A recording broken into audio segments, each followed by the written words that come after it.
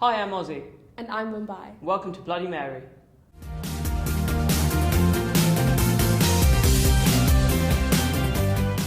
Queen Mary's Islamic Society has launched its Right to Pray campaign last week. The campaign has involved holding Friday prayers outside the Octagon in order to draw attention to the lack of available prayer spaces on campus. The society has demanded an appropriate venue after the multi-faith rooms in the SU have been unable to accommodate the 200 to 300 students. This has followed increasing restrictions on spaces previously used for Friday prayers, which is what led to the shortage.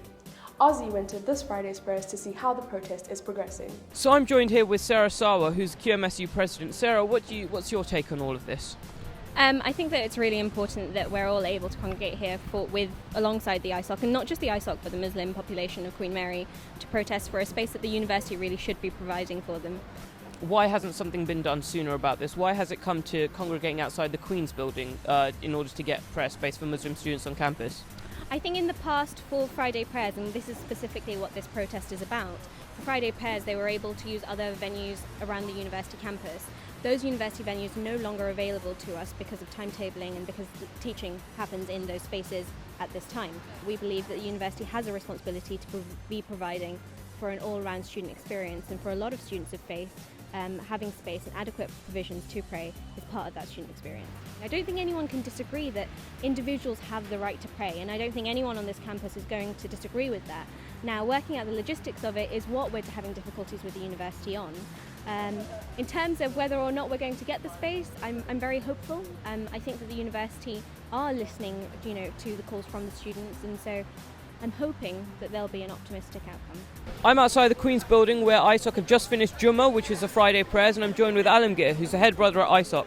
So Alamgir, what's the purpose of all this? The purpose is essentially to demonstrate to the university, to the college, the need of catering for such a large group of people. And our campaign is not to affront the college, but to work together for them to realise that in order for them to be inclusive with the faith societies on campus, they need to realise that the Islamic faith obligates prayer to be performed in a particular way, in congregation, in a public sort of arena. We've exhausted all of the formal sort of measures in terms of petitioning, letter writing. We've had direct correspondence from the principal himself. To anyone watching at home today, what would you like to say to them?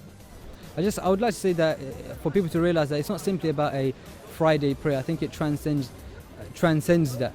I think it's more to do with freedom of expression for Muslim students and non-Muslim students alike to be able to express their views, their faith, their practices, or Institute of Higher Education, which is there in order to provide a platform for students to be able to do that. With 20% of the Queen Mary population identifying as Muslim, there has been widespread support across campus for this campaign. It is hoped that the campaign will lead to more discussions between the university and the Islamic Society to find appropriate spaces for Friday prayers. Don't forget to like this video and subscribe to QMTV to let you know when we've uploaded new videos. And let us know what you think in the comments down below. Should the university be providing more prayer spaces on campus? Alternatively, you can tweet us at QMTV channel, and don't forget to like us on Facebook. I'm Vimbai. I'm Ozzy. And this was Bloody Mary. See you later.